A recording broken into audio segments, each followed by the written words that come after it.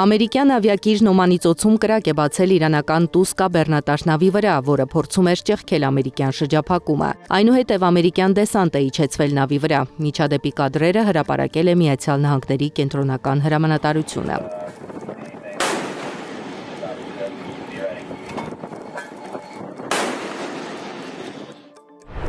Միացյալ Նահանգները խախտել է հրադադարը կրակելով Օմանի ծոցում իրանական առևտրային նավի վրա, շարքից դուրս բերելով դրա նավիգացիոն համակարգը։ Այնուհետև հարձակում է սկսել նավի վրա իջեցնելով դեսանտայինների խումբ, հայտարարել է Իրանի զինված ուժերի կենտրոնական շտաբի ներկայացուցիչը, հավելելով. Թեհրանի պատասխանը չի ուշանա։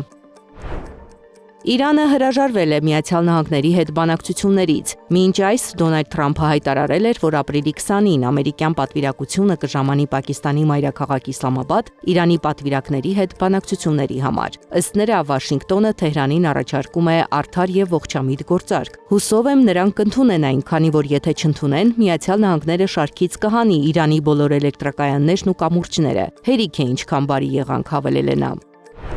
Թեհրանը լիովին պատրաստ է Միացյալ Նահանգների կողմից ռազմական գործողությունների վերսկսմանը ցանկացած պահի, հայտարարել է բանակցությունների առաջին փուլում Իրանի պատվիրակությունը ղեկավարած երկրի խորհրդարանի խոսնակ Մուհամմադ Բաղեր Ղալիբաֆը։ Միացյալ Նահանգների եւ Իսլամական Հանրապետության միջև հայտարարված հրադադարի ընթացքում Իրանը ձեռքերը ծալած չի նստել։ Երկիրը համալրել է իր հրթիռային կայանքների եւ անօդաչու թռչող սարքերի զինանոցը, հայտարարել է Իսլամական հեղափոխության պահապանների կորպուսի ավիատիեզերական ուժերի հրամանատար Մաջիդ Մուսավին։ Լատվիայի եւ Լիտվայի իշխանությունները թույլ չեն տա Սլովակիայի վարչապետ Ռոբերտ Ֆիցոյի ինքնաթիռին իրենց օդային տարածքով թռչել Մոսկվա մայիսի 9-ի ռազմական շքերթին մասնակցելու համար, հայտարարել է ինքը Ֆիցոն։ Լիտվան եւ Լատվիան արդեն տեղեկացրել են մեզ, որ թույլ չեն տա մեզ թռչել իրենց տարածքով դեպի Մոսկվա։ Ես անպայման կգտնեմ այլ երթուղի, ինչպես որ արեցի անցյալ տարի, ասել է Սլովակիայի վարչապետը Facebook-ում հրապարակված տեսաուղերձում։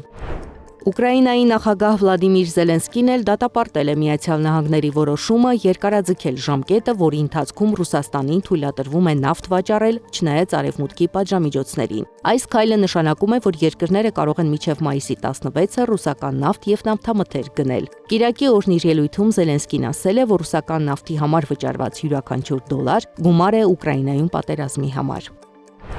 Եվ վերջում Չինաստանում անցկացված վազքի մարաթոնի ընթացքում ռոբոտը գերազանցել է մարդուն վազքի արագությամբ։ Կայծակ անունով ռոբոտը 21 կիլոմետր տարածությունը հաղթահարել է 50 րոպե 26 վայրկյանում, առաջ անցնելով մարդու սահմանած համաշխարհային ռեկորդից, որը 57 րոպե է։ Զարա Սարգսյան, Նոնա Գևորգյան, ABC Media։